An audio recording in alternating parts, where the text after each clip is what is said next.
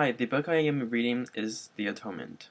This novel is mostly a non-fiction story about Bryony Tallis from 13 years old. In the novel, Bryony sees her sister Cecilia having a love affair with Robbie Turner in the library, in which Bryony misinterprets as Robbie being a maniac raping Cecilia. Again, one day at night, Bryony sees her cousin being raped, and due to her imaginative mind, she concludes that it was Robbie Turner who committed the crime. After wrongly accused, Robbie is sent to prison, then to the army, and World War II. And finally, after a long separation, Robbie rekindles his love with Cecilia. As most events were true and actually happened, however, in reality, Robbie and Cecilia both died in the war separately, at the cost of Bryony's mistake. I want to explore the ideas of regret, hope, endurance, and atonement and love, and love, and the novel, and in general in our world. In the novel, where Robbie is wrongly accused of raping and then sentenced away from his love Cecilia, he has ever since hoped to have his life with Cecilia back. A quote from the book: "The prospect was of a rebirth, a triumphant return. He could become again the man who had once crossed a Sherway Park at dusk in his best suit, swaggering on the promise of life, and with the clarity of passion made love to Cecilia.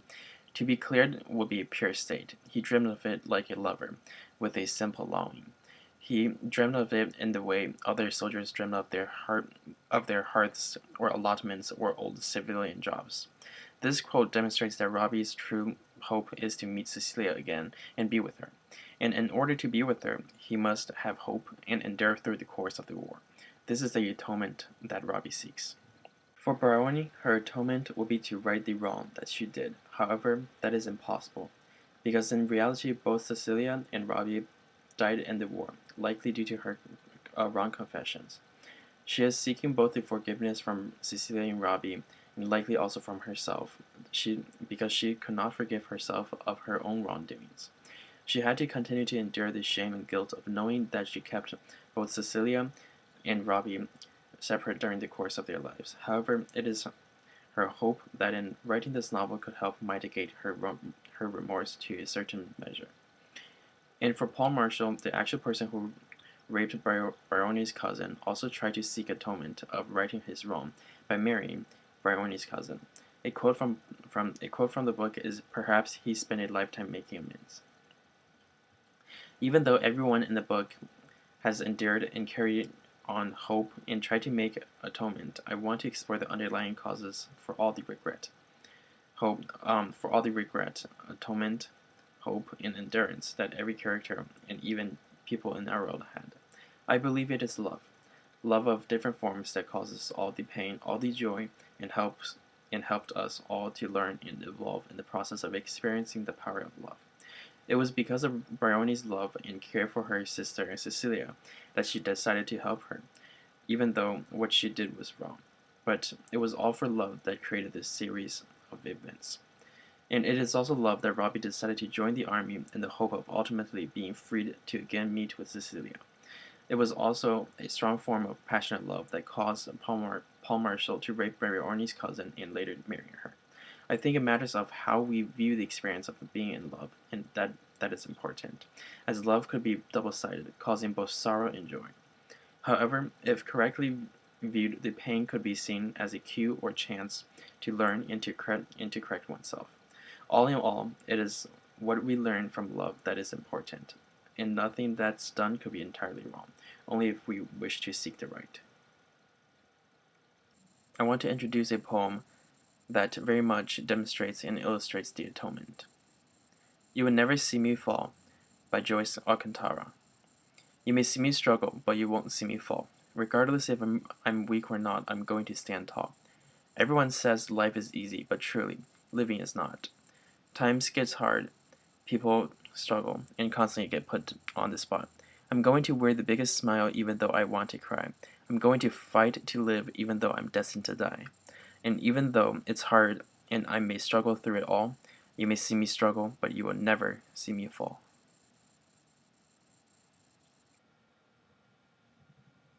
I feel this poem illustrates just exactly the ideas of hope and endurance in which Robert Turner had to persevere through the course of the war. When Robbie is sent to the war, even though he knows that likely he will not be able to return, he still tries his best, depicting the lines of, "I'm going to fight to live even though I'm destined to die." This poem also applies to Baroni. For Baroni, it is evident that what you did could not be atoned for, since both Robbie and Cecilia already died. But Baroni still struggles through her life seeking for an atonement. And in part, this book could serve as a weaker form of atonement, at least to a certain degree. In tying this poem about endurance back to my thematic ideas of love, it is again ultimately love that stems the energy from within of a person to strive to endure through hardship. Now I would like to share music that I composed and one of words for to expand on my ideas discussed.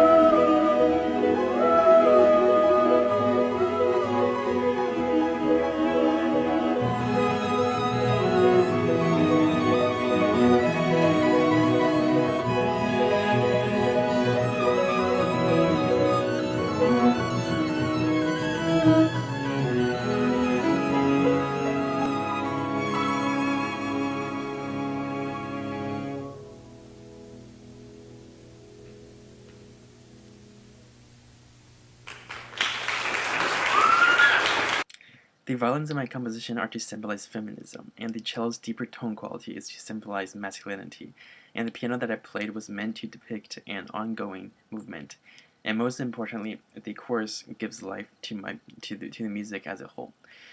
The music is titled Awakening Towards Light, which is to symbolize the strive towards the light and hope of life, love. Thank you very much for watching.